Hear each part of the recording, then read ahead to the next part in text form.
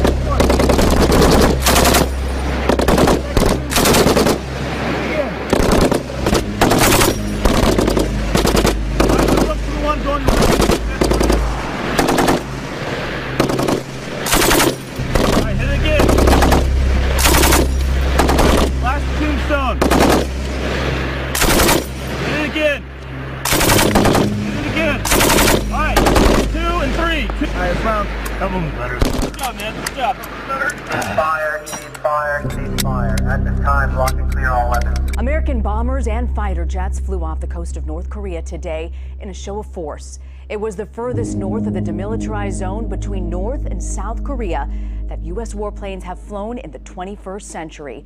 The Pentagon says that it was in response to North Korea's, quote, reckless behavior. This unfolding shortly before North Korea had its say at the UN General Assembly in New York City, escalating its war of words with President Trump. Here's Paula Reed. None other than Trump himself is on a suicide mission.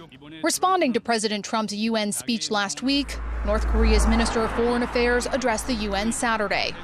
What else could be a bigger threat than the violent remarks such as pouring fire and fury, total destruction coming from the top authority of the world's biggest nuclear power? On Friday, North Korea's leader Kim Jong-un described President Trump as a mentally deranged dotard.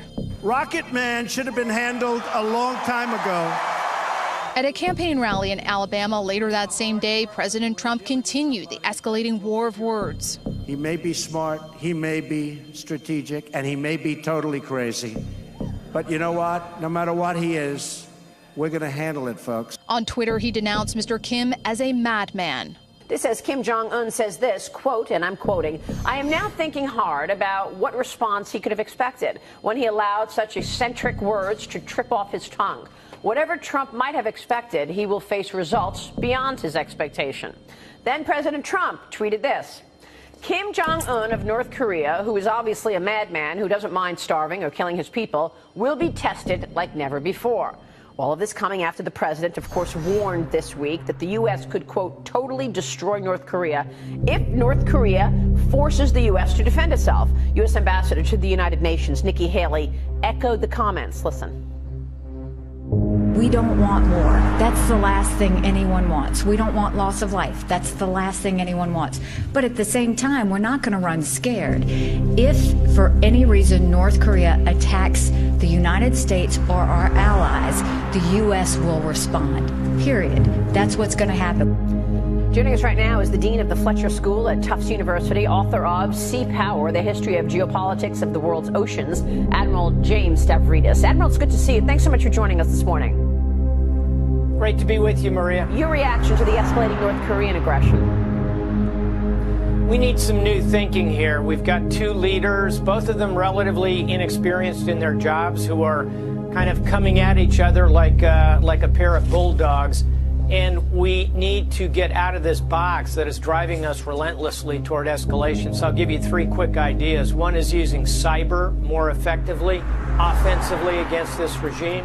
Number two is upping our defensive game with our missile defense, but also doing some new things to attack these missiles in boost phase when they take off. And thirdly, we need to be thinking about a naval blockade, much as we did during the Cuban Missile Crisis. In any event, Maria, we need some new thinking. We're really locked into a bad pattern here. Admiral, you've suggested this naval blockade, which technically is considered an act of war. Would Kim Jong-un interpret it as such? That's the key here. How hard can we go without inducing a response from that regime? Could he interpret that as a threat to the very nature? Yeah, you're exactly right. That's the delicate balance. But if you look back at the blockade against Cuba during the missile crisis, we went quite offensive on that, but we ended up, I think, in the right place. Russia opposed it. China didn't have the power to really oppose at that point. That's what we need to worry about, is not so much the North Korean response, but Russia and China.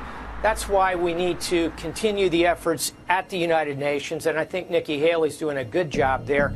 You need both that soft power diplomacy, but you're going to need some hard power alongside it. A blockade is probably the right next step.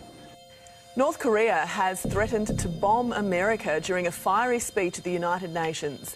The rogue nation's foreign minister didn't shy away from the insults, calling US President Donald Trump a, quote, mentally deranged and evil commander-in-grief.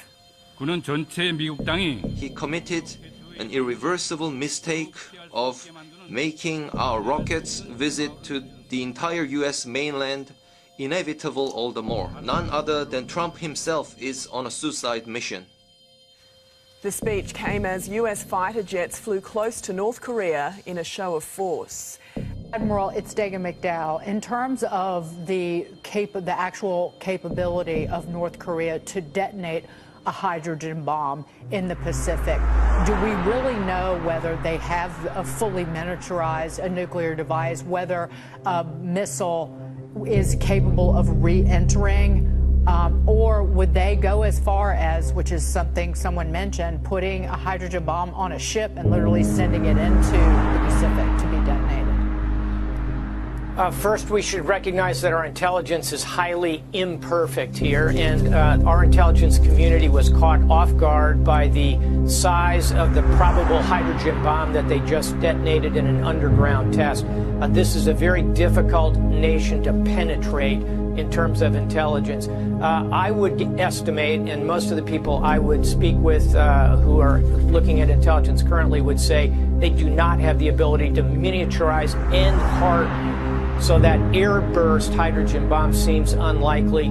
Probably, if they wanted to do something, it would be a detonation from a platform. That would have its own set of intelligence indicators. I wouldn't overly worry about this hydrogen bomb at sea at this point, but they've surprised us before. Wow, and they're making these incredible threats. I mean, you have to take him at his word, I guess.